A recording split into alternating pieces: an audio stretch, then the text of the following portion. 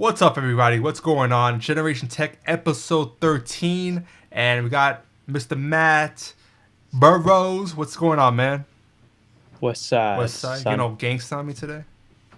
Yeah. The hell? Anyway, What's good with you? not much, man. Long week. Just glad it's over.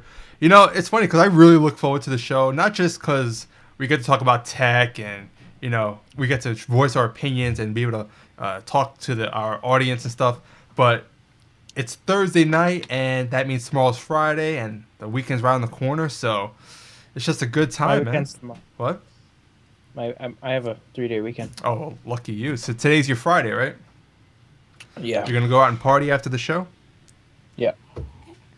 I'm sure you will. Yeah. Yeah, By myself. by yourself. That's always fun. Try to figure out some new programs. Yeah, I'm sure you will.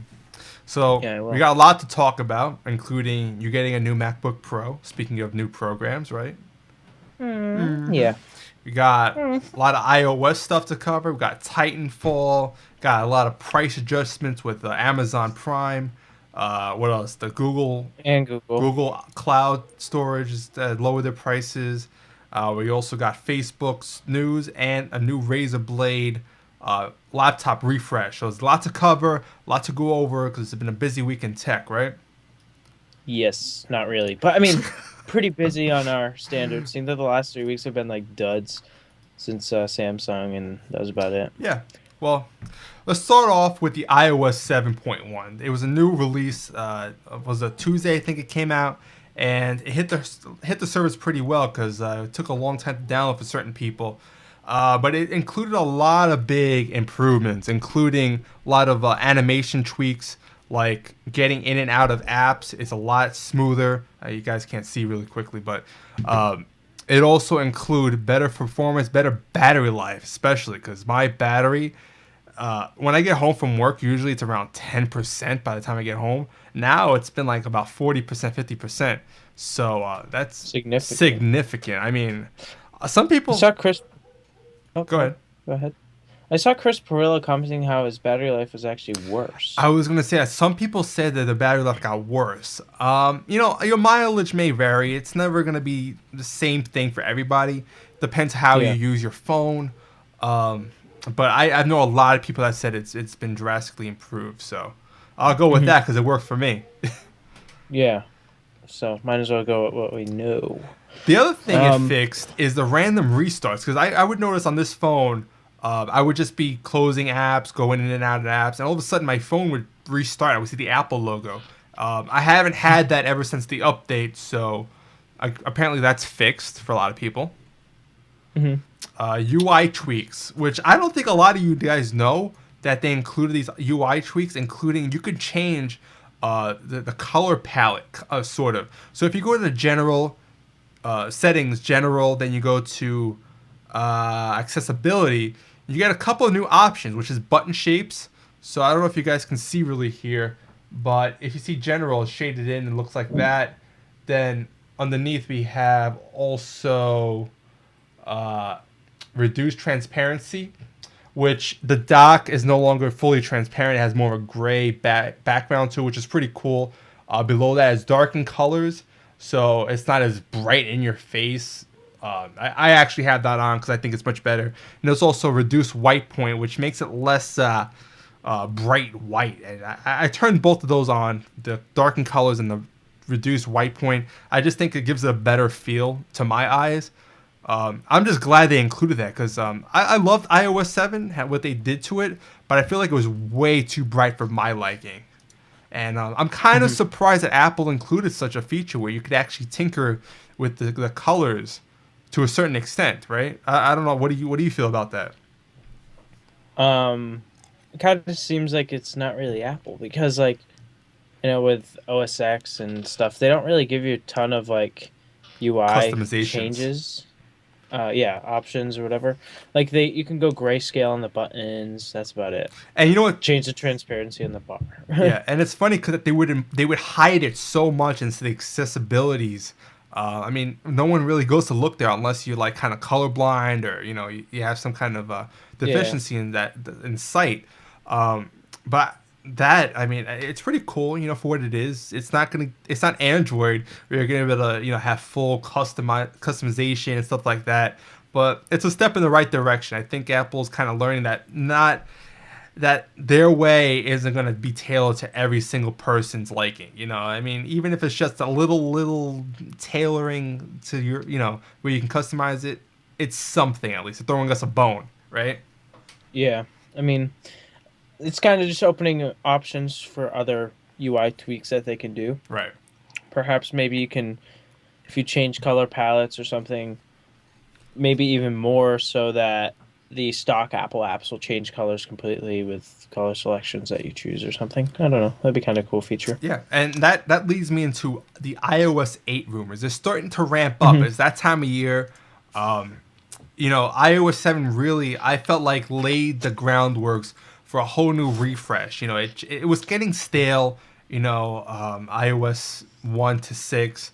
It was the same old look, and now with iOS 7, they obviously changed it pretty drastically.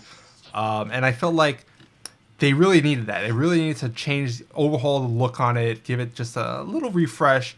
And I felt like from there on, iOS 8, 9, 10, they would really look into updating the back end stuff, which iOS 8 really is kind of leaking that sort of stuff. So if we look over here, we have a couple of new apps that are being leaked, like Text Edit, Preview, Health Book. Preview and Text Edit, those are Mac apps. I mean, yeah. So it's kind of like they're doing a whole PDF preview stuff, Text Edit, which is kind of like Notepad, honestly. So I don't know why they would have their own Text Edit app, but yeah, because like Text Edit is pretty much the equivalent of Notepad on the Mac. Because like I remember the only thing that I used to use Text Edit for was like doing like text to speech. Right. I thought that was kind of cool. But I mean, you can do that with notes and stuff. So well, Mac does have an app called Text Edit. It's the exact same. Yeah, I'm saying that's what I used. I used Text Edit. Oh, okay. And it's kind of it's really them blurring the lines between iOS and OS 10, which they've been saying that for a couple of years now. They wanted to merge features over, and also you got Health Book, which just makes sense because they had Passbook, which is all your membership stuff and your coupons and tickets. And now Health Book is going to be where all your health-related stuff is going to be housed in. And with the whole iWatch stuff and biocentric, measurements and monitoring your health, it makes sense for them to make an app like this where you could track your workouts and stuff like that. So, yeah. I mean, what do you feel about that, the health stuff? I mean, it seems like a lot of these companies are really going for it, right? To be honest, I think this is just leading into the iWatch. I feel like this will be a linked app with the iWatch once it gets released, because I believe that the iWatch will have a fitness side to it. And I think that maybe with the Health Book, once the iWatch comes out, you can link that, kind of track your heart rate, calories burned, stuff like that. So I don't know. I think that's what that'll be used for. I'm sure. Exactly, and the iWatch is really going to be not just a secondary monitor, as I've been saying, like notifications, but it's really going to be the hub for your workout regimen. Your health stuff. It's going to track your entire health life from now on. Yeah. So it's going to be awesome to see that. And you could kind of see this was leaked out, the Health Book app, what it's going to look like. And, it has your diet, your health status, your medications even. So if you have certain, medicines that you have to take each day, it'll remind you or, tell you to drink protein or drink whatever you have to do. So it's pretty in-depth. Yeah.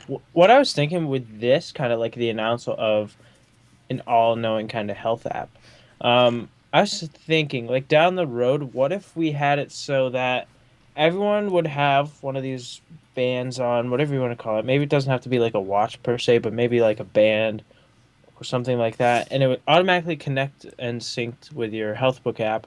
And what if, like, they put these in hospitals instead of, like, heart rate monitors and stuff? Maybe they had this all tethered to, like, a cloud kind of network in the hospital so that it could send alerts that way. Because I think it can track quite a bit more, too. Like, if they kept going with it. Well, it only makes sense, honestly. Like if this gets big enough, Apple's pretty damn big company, obviously. So if this is adopted pretty widespread, I wouldn't be surprised if you go to your next visit to your doctor or your any emergency room, if they take your phone or your iWatch or whatever it may be, and they download your health stats, and they diagnose you based on that. Especially if you're in the ER, you got into a bad accident, you can't speak, you're kind of, maybe you're in a concussion or something like that. Yeah. They could take your phone instead of, having to base it on old records that they may or may not have. They'll have an up to date record on your phone. So that's a really good point. Honestly, I never thought about that. And Apple's a big enough company where hospitals would adopt a procedure based on that. So Well, yeah, I know a lot of like my mom recently went to this kind of like, it's not really a hospital of sorts, but it was kind of like where I did my pediatrics and stuff like that when I was a kid.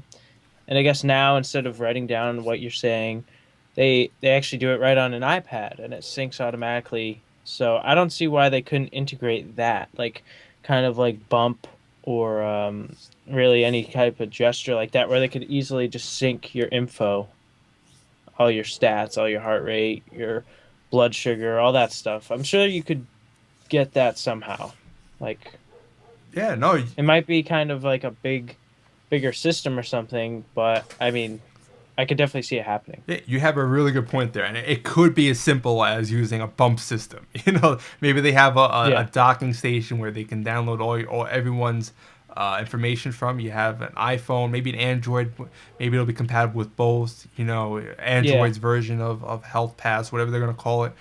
And that's the way they get your health stuff. So it's a really good point, honestly.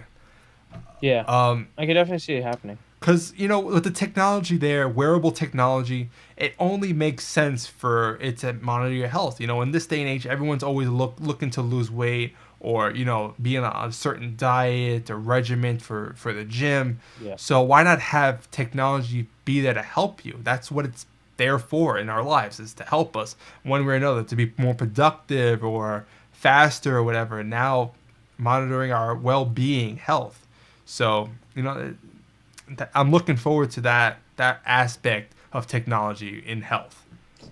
Who knows? Maybe I'll become a developer for Apple and I'll make the next leading health app. Well, maybe you should get started on the next Flappy Birds craze and then make $1 million Yeah. and go from there. Yeah. Yeah, for sure. And the other thing about iOS 8 is it's going to improve on the iCloud features, which right now they announced iCloud maybe like 3 years ago or something like that, and it's kind of been Yeah. status quo for a while. It's just been there to back up my phone. That's all I really use it for. I don't use it much for anything else, honestly. I think it's just like iTunes syncing your music to iCloud. That's about it. Yeah, but actual storage in the cloud, all I really use it for is backups on my iPhone and iPad. But now they're looking to actually have a file system online, kind of like a Google Docs type of thing, which would really Yeah. open it up to a lot more usability and more features. It only makes sense for them to do something like that and open it up a little bit. Well, yeah, they finally put a competitor to Google Docs. Because, I mean, Google Docs is great. It I mean, is. I use it so much at school. Like, if I'm doing a presentation with a group of people, maybe 3 or 4 people, I can easily share that presentation and let everyone edit it on their own time online. So, like, it's great for over vacations. You don't really have to meet up with someone or whatever to kind of share files or whatever. I mean, I don't know. I use Google Docs almost daily for different various things, whether it be like, I don't know, setting up a document so people can fill out so it goes right to a spreadsheet for me or something like that. It's really easy, streamlined experience. So. Yeah, it's funny. I was in school in high school mid 2000. I graduated in 2004. I went to college later 2000s, and my senior year in college was the first time the only time I was able to use Google Docs for a big project. That's when it was really brand new. A lot of people didn't even know about it. And it would have made my life as a student so much more easier trying to do group projects if we had Google Yeah. Docs. It's like looking back, I don't know how we had to go. We had to gather in a library, work out schedules. Maybe if you're lucky, get over Skype. But then again, you don't Yeah. have a centralized document. So being a student is much better these days than me growing up. But Yeah. that's the way it is. The other thing with maps in iOS 8, they're going to be improving the point of interest on these things, which it really needs an overhaul in that respect. And also, it's going to be including public transportation. So you live in New York like I do, you don't even need. If you want to take the subway, it'll tell you which subway to take. Because I believe they bought Hopstop. It was an app I used quite a bit in the city. It told you what subways to take to get to your destination, and for it to be built into the maps, built-in Apple iOS apps map, that would be awesome. I mean, why? That's the perfect reason for them to buy a big app like Hopstop, because they did it right. It's. I believe it was even real time. If there was a certain line that had delays, they would route you to a different subway line. So it's pretty awesome. Yeah. That's perfect. Like, say if it was me and I'm just getting into college or whatever in the city, either be like Boston or New York or something. Subways are kind of like what's the word? I mean, they're kind of like imposing. Like it's kind of like, what if I miss my stop or something like that? Like when you're not from a city, Yep. they're pretty tough. I mean, kind of makes people nervous, I'm sure, sometimes. So I think those type of apps are really helpful. Yeah, me living in New York my entire life, I take the subway every day. Since I've been in high school, I took the subway to high school. So I'm used to it. I know where the subways are, what stops to get off at. But I have family that lives out of state. Whenever they come by and they go into the city and they want to take a subway, it's like, oh my God, I don't know where to go, blah blah blah. And it's funny to see how imposing it really is. It's because once you're in the subway, you don't have well, now you do, but at a certain point you didn't have cell service in the subway, so you couldn't look up where you were. Now, fortunately enough, I get 4G service in certain subway stops, and it's growing. So, but yeah, this would be perfect, especially for all the tourists. Unfortunately, that bombard the streets in New York. Or any other city, because it's not going to be just restricted to New York. And just to wrap up the iOS 8 rumors, they're going to make a dedicated iTunes radio app, it looks like, which, to comment on that, I'll bring this up a bit more when I talk about my Mac, but I've been using iOS or iTunes radio more on this than I did with my Windows machine. I actually use it quite a bit on my Windows machine, but it's much better on here because I like the little notification how it pops down and all that stuff. It's kind of like it's pretty much just like iTunes, and yeah, it's a lot better because it's not like XM radio, but you're actually listening to each song separately. So it's kind of like Pandora or Spotify in that sense. And I tried it out. I like iTunes Radio. I subscribe to XM, and I just prefer the old school radio feel where there's real time mixes going on with DJs, especially me being into EDM. I feel like XM's a better option for me because it's always fresh. Not to say iTunes or Pandora wouldn't be fresh, but you don't have that live interaction with the DJ, and live mixes and stuff like that. Which, I mean, there is a time and a place for Pandora where you just want to listen to, vanilla songs and stuff like that. But for me, XM is worth its price of admission. That's just me personally. Now, how much is XM? Well, I'm just curious. It's about $15 a month, but if you call up, you can always get a better deal. I'm paying about $8 a month because so it's like the equivalent of Netflix or something. Pretty much, it's not too bad. I actually got a good deal. It was $80 for a year. Oh wow! So you're paying $650. Yeah, and that's with internet streaming, which is always usually additional cost to it.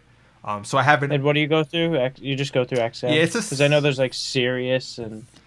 Well, right now All that. they're both the same company, but technically I'm signed up through XM because that's what my car came with. Hmm. But yeah, they're both the same. They have the exact same stations, so Hmm. there's no difference. Um, but I have it in my car, and then I have internet streaming, so I could listen to it on an app or streaming on through the browser on my computer. So wherever I'm at, whatever device I'm with, I always have it. The other thing about iTunes Radio is if you need a Mac or an iPhone to use it. I mean, I think Windows you probably could use it in iTunes as well. But if you have an Android phone, you screw out of luck. So you know, Yeah. I mean, then you have Google Play and Pin. Like, Google doesn't have its own radio service, but I'm sure nothing's really stopping them from making one. So, I don't know. I always have used Pandora for many years. So, I think I'm just used to that experience. The like kind of feature where they find things on different traits, I yeah. guess, for each song.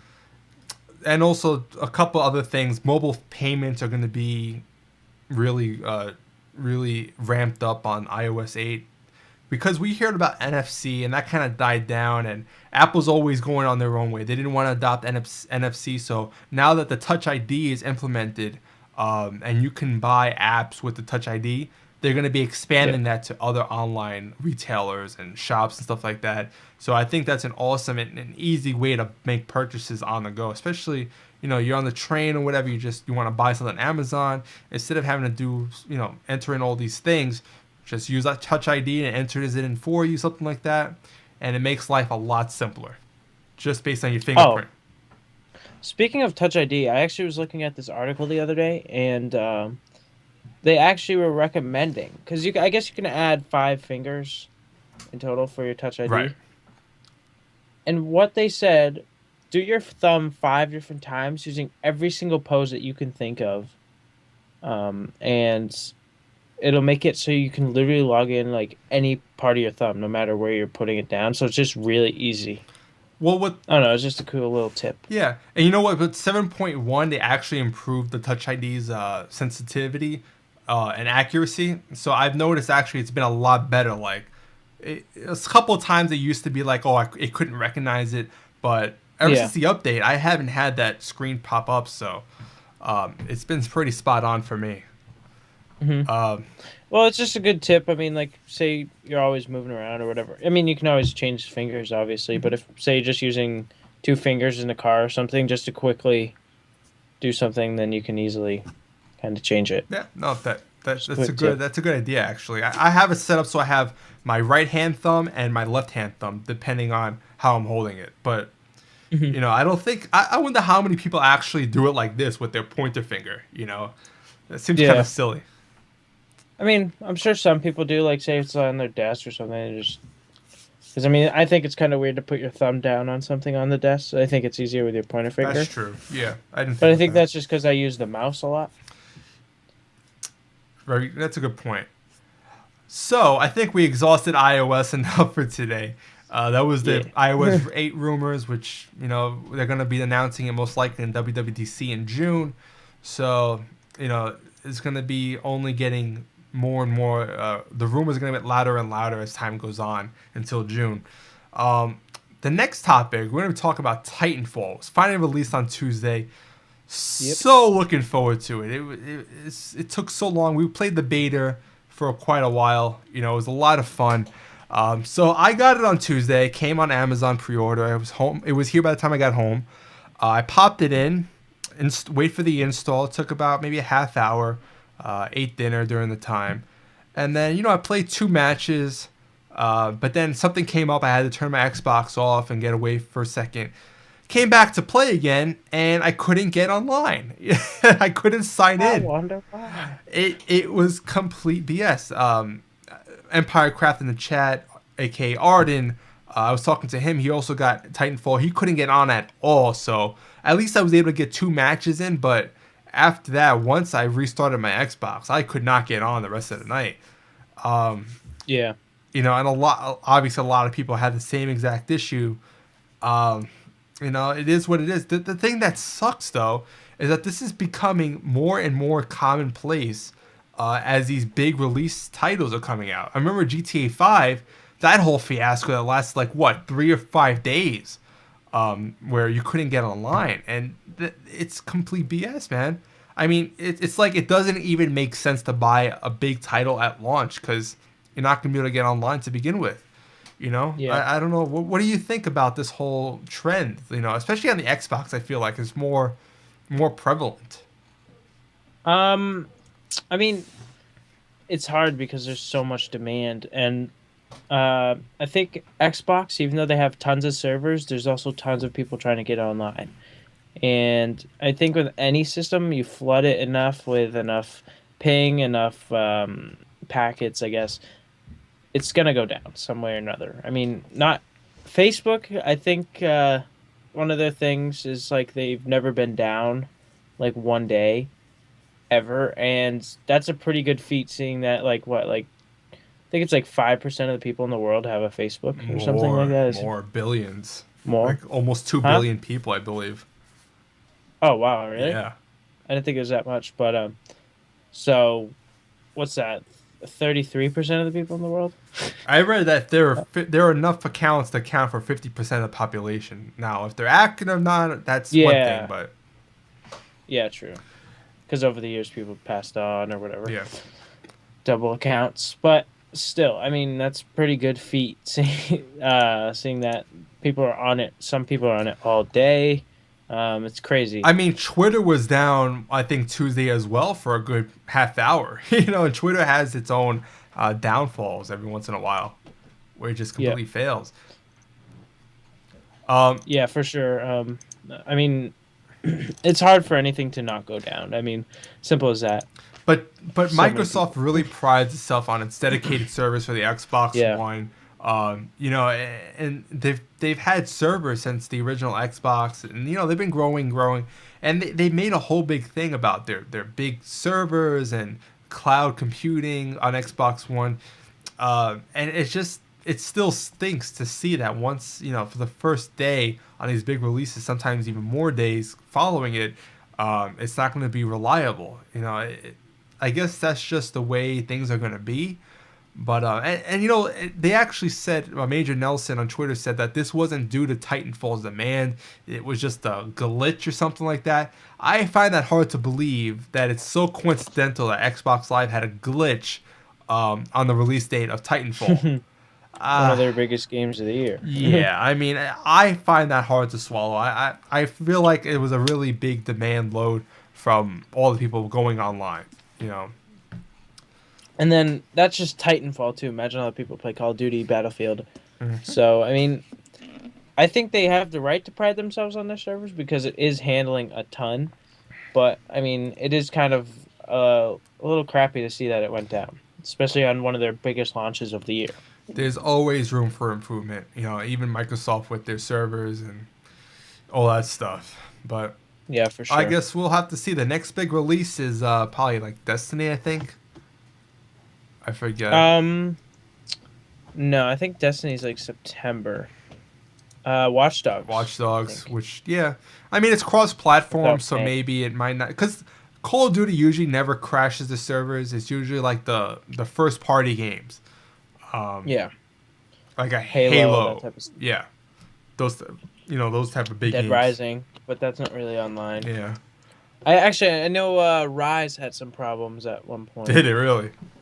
Yep. Wow. All right. So let's talk. Trouble. Let's talk about a completely different topic. So, Bam. as most people know, I'm a Mac person. Matt just became a Mac person. But that doesn't mean we're not going to talk about Windows machines because he's all excited over there. There was a pretty good refresh on the Razer Blade laptop line. I mean, these laptops, I mean, if they're trying to be MacBook-esque, I mean, you know, I think this is as close as you're going to get to a MacBook running Windows out there. They're just, to me, they're just trying to one up Apple all the time. That's all they're really doing. I mean, some of it is like okay, but then some of it's just like, oh, you just upgraded this a little bit or whatnot. You know? I mean, upgrade aside, let's talk about the laptop to begin with, because I don't know if a lot of people actually know about the Razer Blade. it really looks like a Retina MacBook Pro. It's black, it's aluminum, it's really thin. I mean, really thin. They're priding it that it's as thick as Than a the dime, yeah. Well, it's less than a less dime. than a It's dime. actually thinner than the MacBook Air. Wow, that's impressive. So And the big thing on this new refresh is its Retina screen, or they're not even calling it a Retina screen. It's just a really super high res. QHD Oh, plus. is that what they're calling it? Yeah, but it's pretty much Retina, just ultra wide. So don't feel like it's anything really special. So this resolution is 3200 by 1800, and a MacBook Retina 15-inch is 2880 by 1800. So it's got the same resolution. It's just this Razer Blade has a wider screen, as Matt said, so it's going to have the extra pixels to account for it. It's just for some reason because there's an Asus computer that's a really wide thing, and it's really like short. It's like not really a shallow computer, but it's really wide. It just looks so weird. Like I don't like the look of them at all. Yeah, on a laptop, I think ultra wide, it's very awkward to deal with Yeah. because you have to deal with actually lugging it around. Now, if you want to tell me you want to have a 27-inch screen on your desktop that's ultra wide screen, hey, I'm all for that because the wider the screen, the more windows you can have on. It's Yeah. not made so much for viewing content, but as it's made for more productivity, having more windows, Timelines, that type of timelines. stuff. Or if you're in the financial fields, obviously you can have more charts and stuff like that, more pie graphs Yeah. and stuff like that. That's why they have all these super high res, widescreen monitors in their offices. But it's a big improvement from the Razer Blade first edition because the 14-inch had a 1600 by 900 resolution. So that's doubling the resolution literally. Yeah, So that's a pretty bad resolution. 1600 by 900. It's for its price kind point, of weird. yeah, Yeah, because my old was 1366 by what is it, 768 or something like that. right. So it's just above 720p, and for $2,000+ laptop, I think you could probably get it up to 1920 by 1080. Come on. Yeah. So the other big thing is the IGZO display, or as I like to call it, the IGZO display. So there have IGZO. been rumors of Apple implementing these IGZO displays, whatever you want to call it, into the MacBook Retina line. And a lot of people thought in the October refresh that these panels are going to have these type of displays. It's a new technology, there's LCD, LED, OLED, and this is supposed to be much, much better than everything in terms of quality and in terms of responsiveness, which is good for games. It has a really ultra high or ultra low video response. So when you're Twitch gaming on Call of Duty, you're not going to see lag in your video input, which is awesome. Yeah. And obviously in the color replication, it's second to none. This is supposed to be the new standard for video for monitors, and it's a matter of time where TVs are going to be this type of display, where it's going to even triumph plasmas. So the only thing is it's a new technology. It's expensive, obviously. So it's good to see laptops finally including them. I really do think the next refresh on the MacBooks, they're going to be including it because they actually bought a bunch of these panels apparently. So Yeah. Apple did. It's kind of probably for like products benchmarks and trying it with all the new GPUs, CPUs, all that stuff. Exactly. So Just to see performance wise, because like with these type of laptops, I think it's really hard because they have to balance performance with reasonable price. I mean, they can go like super jacked up performance for like $5,000, but then again, who's going to want to spend $5,000 on a laptop when you can spend $3,000 on a desktop and get way better performance? I don't know. It's a really tricky line, I guess. It's kind of like balancing on the blade of a knife. There. Yeah. It's kind of. It's funny because I actually follow the CEO of Razer. I forget his name exactly. Mian Ling right. Tian And someone tweeted at him, "Why are you guys making such an expensive computer?" And he responded truthfully. He said, "The price point reflects our quality that we're putting into all the IGZO display, all the features, all the engineering that went into it. And if you're paying for a quality product that we're putting out there, it's just like Apple, their products aren't cheap, but you're paying for a quality product that a lot of time, a lot of engineering went into it." And you get what you paid for with these things. You can't buy something like this for $1,000. It's just not gonna happen. Mm-hmm. I mean, there's obviously brands that'll try to replicate a build quality. Like, I know there's a couple Ultrabooks that try to mimic kind of like an Apple S type of aluminum body, unibody type thing. But still, it's just not the same. I don't know if that makes sense. Like, I think that Razer right now is way above Alienware in gaming laptops. Oh yeah. Alienware pretty much fell off the map there. Well, A lot of kids are like, why don't you get an Alienware or something like that? It's like, I don't want an overpriced Dell with an alien on the front. Okay, I'm good. ever since Dell bought Alienware, it's been a downfall of a company. And the performance on those things are good still. I mean, performance is still performance. It's still, to me, it's a lot about build quality. And Alienware, they use cheap like plastic enclosures and stuff like that. And in this day and age, everyone wants a premium product and a good fit and finish. And you can't get much better than a MacBook Pro or even these Razer Blade Pro laptops. Yeah. But what do you think about the design? Like, it looks exactly like a MacBook Pro Retina. I mean, except it's black and it has a green backlit keyboard, I believe. Design hasn't changed since the first edition of them. Right. And people have said over and over again that it looks like a MacBook, whatever. And the CEO constantly says it's their own design. I mean, in their own opinion, it is their own design. It's not really anything like Apple. I mean, yes, it's thin. Yes, it's pretty much same sizes and stuff like that. I think they did put their own little edge on it. For some reason, it's kind of like when I look at that computer versus the MacBook Pro, I kind of see like Star Wars, the dark side and I guess the good side. Like the Mac Pro, kind of. Yeah, like, but like you see the Macs. They're very clean looking. I think that's also reflects on their iPhones, iDevices. And then you go to Android and you see it's very miscellaneous. You can get kind of what you pay for. You'll get crappy products and you'll get good products. But you get good products with good OS, good specs, bad builds, or good builds with alright specs. I mean, that's why I think a lot of people go towards Mac, because you're getting what you're paying for. There's no hidden secrets. There's nothing. You see what you're getting every time.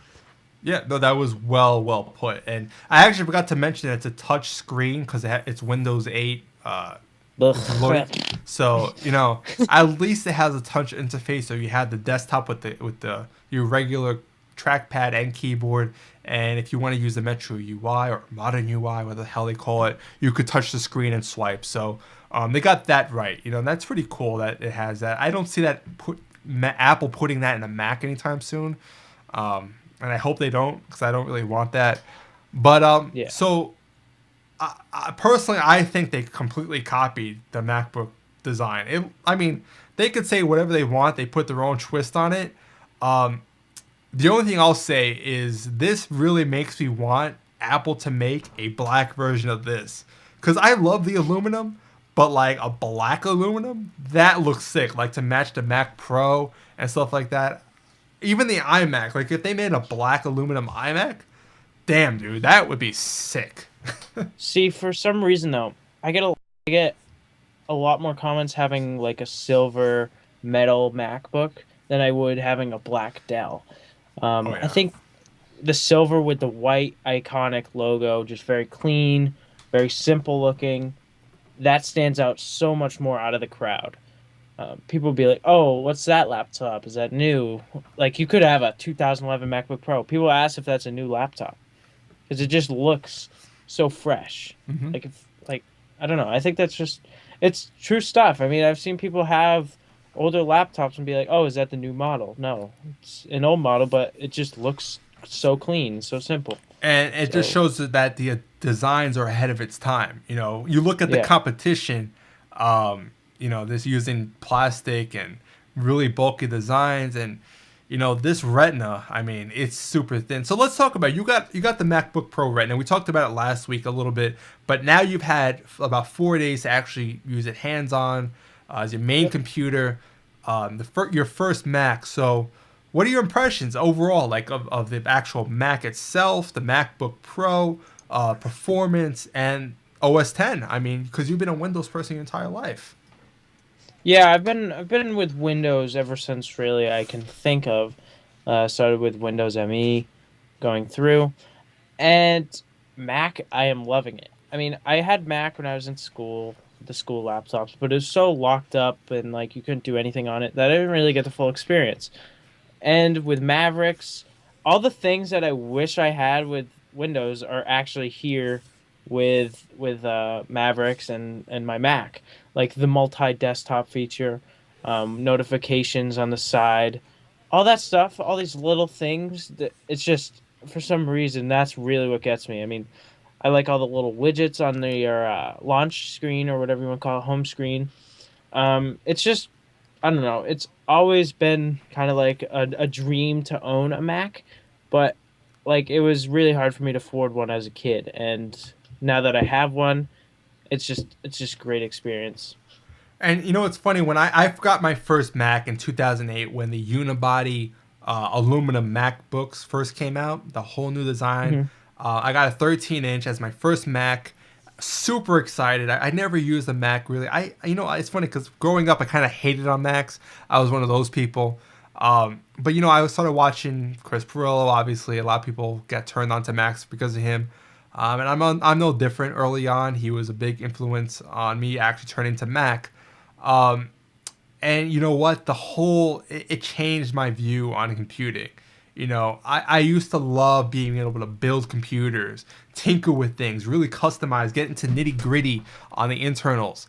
And, growing up and not having enough time to do all that stuff, I just want something that works, that I could turn on, go online, and I know I'm not going to have to, it's because I overclock it. I'm going to have to adjust the fans or the cooling or whatever it is, or just the actual clocking itself. I just want it Hmm. to work, and Mac is exactly what I wanted.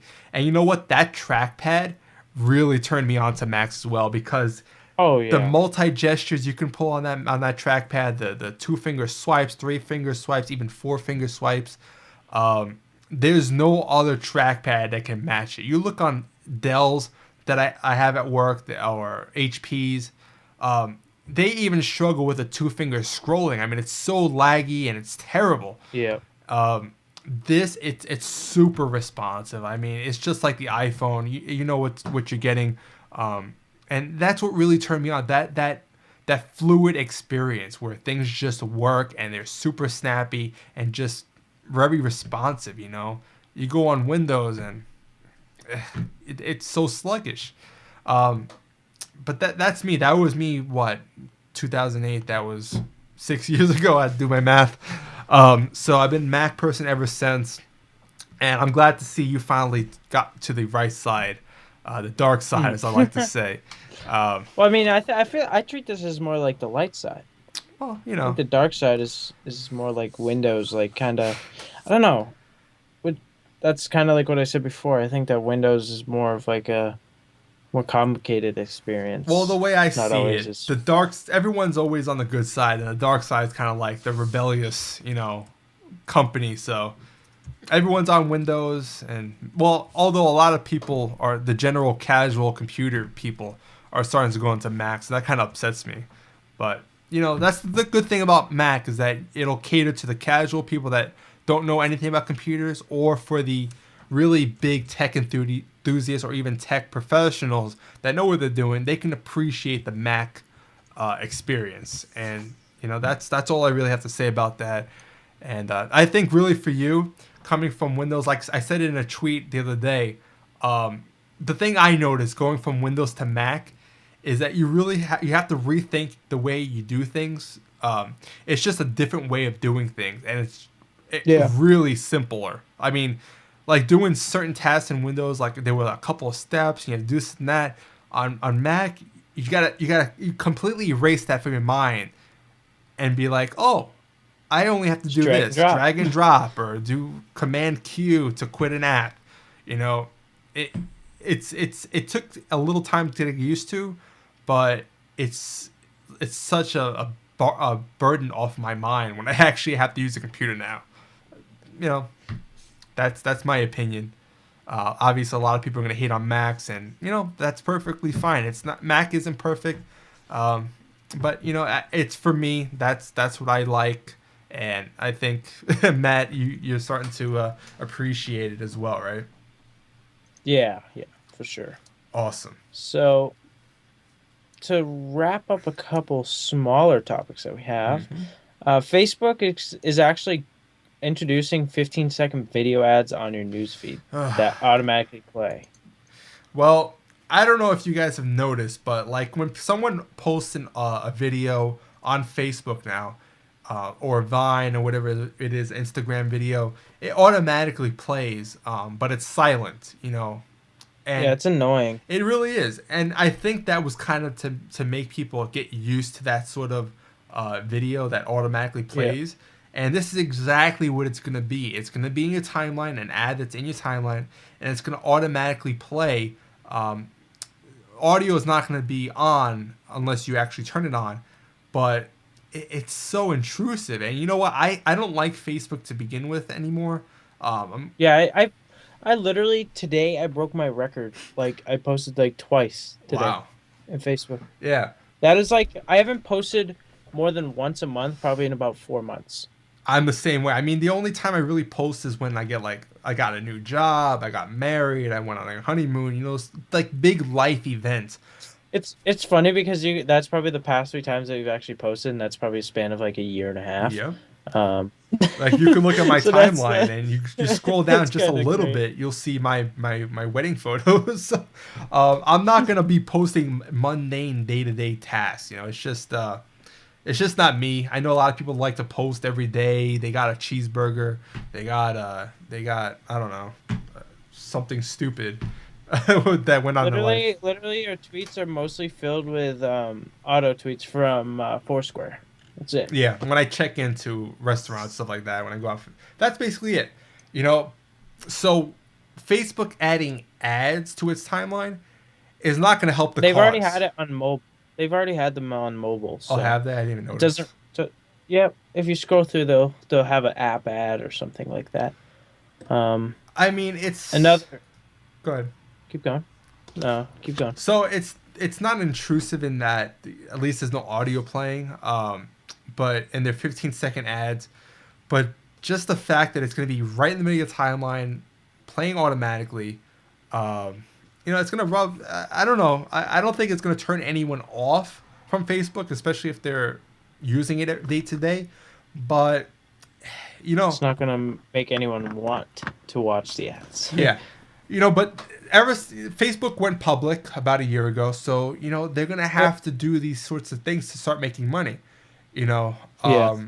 and cash in on all their billions and billions of users. So we're gonna see more and more ads. It just makes sense. You know, Facebook's gonna they're a public company. They're in it for the money now. They're not in it for the social experience as they used to Like be. like Mark Zuckerberg was like 2004 when he was in Harvard. That's really what he was focusing on. He was focusing on just colleges. Then he expanded out to public. Hmm. What was that 2006? I think Something like that, yeah. he went to public, and then he went completely public. Like you could buy stocks last year or 2 years ago now, 2012. So I don't know. It's just like with every company. You want to get bigger. You want to always reach those next goals that you have. So I I mean, mean, I don't blame them, but then again, I don't use them, so I don't care. yeah. I mean, I love Twitter. Twitter is my only social media outlet that I use like minute to minute where, you know, I'm following all my sports people, all my tech people, and I get all Yeah. my news from Twitter. And I think a lot of people use it the exact same way. And if they were to go that route, that would really upset me and a lot of other people, because Yeah, because there's like no ads on Twitter except for like promoted tweets, which don't really bother me. Is like if I'm going through like through my Twitter page or something like that, which I've been using the Twitter app now that I'm on Mac. I scroll right by those. I look when I'm looking at like at my timeline, my eyes really filter out what I want to read for me already. well, you should use TweetDeck because first of all, it's a much better application on Mac. I It's don't like TweetDeck, well, to be honest. all right, well that's your opinion, but for me, I don't even see ads on TweetDeck. Whenever you use these third-party apps, you don't see There's no advertisements. I don't see ads on this app either. I mean like cuz I used to just use the actual Twitter page when I was on my like when I was on my Windows machine. Right. So, Well, that's Facebook. yeah. I mean, take it or leave it. Another sad news, Amazon Prime actually raised its price to about $99 US now per year. If you guys are locked in for this year, if you already have it, don't worry, you won't have to pay 99. You'll still pay your regular price.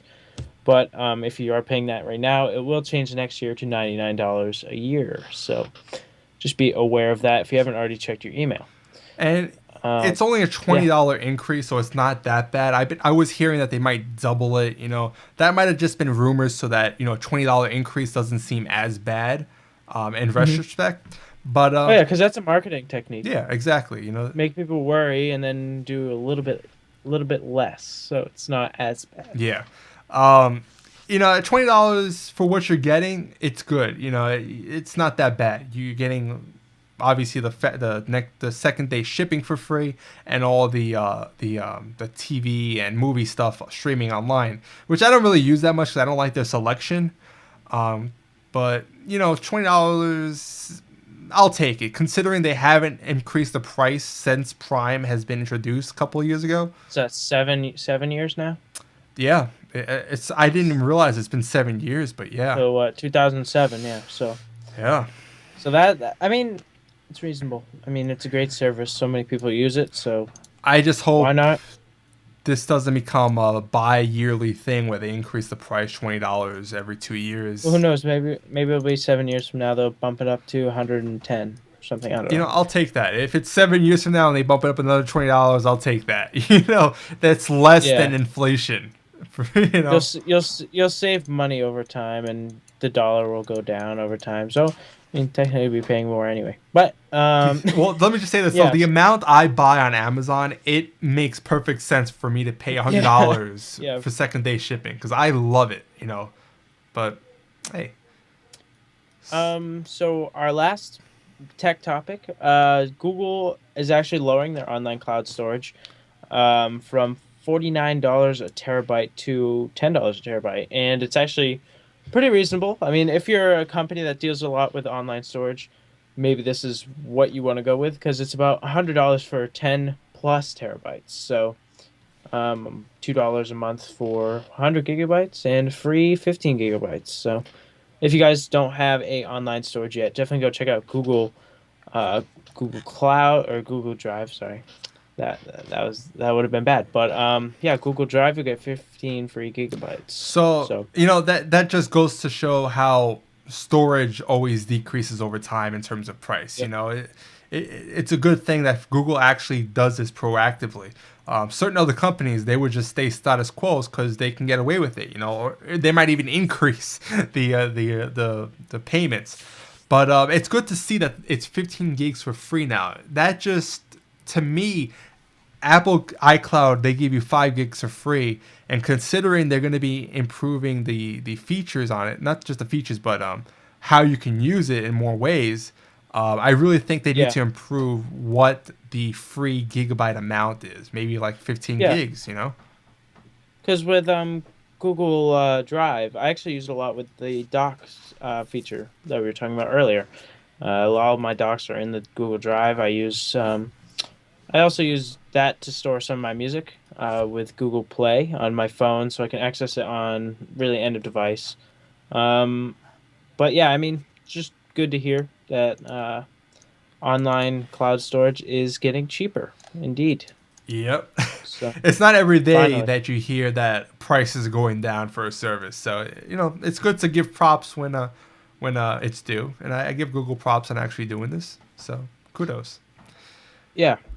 So So you have a little bit of an announcement to make. And we're done with all our stories for today. yeah, So you have announcements yeah. you want to quickly make?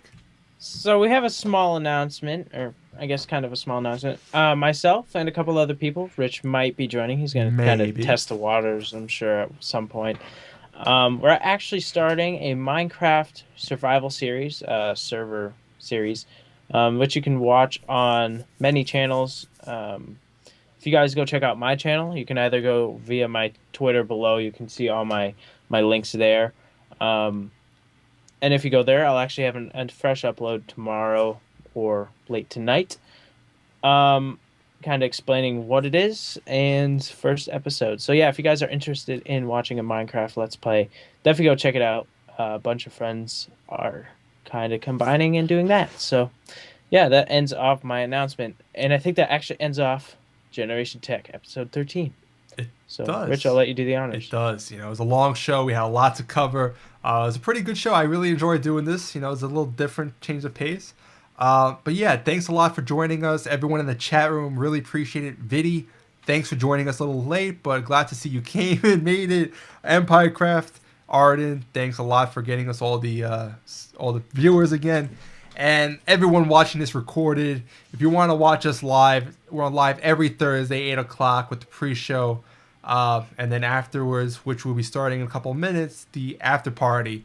So Or we just hang out, do play whatever. So Minecraft. I might be playing some Minecraft and streaming it on the live stream. So give us both a subscribe on YouTube, on Twitter, all give the us a follow. follow, everything, all that fun jazz. And make sure you join us next week for episode 14. We have a lot more stuff to cover. And yeah, I think that's about it. And we will see you guys next week.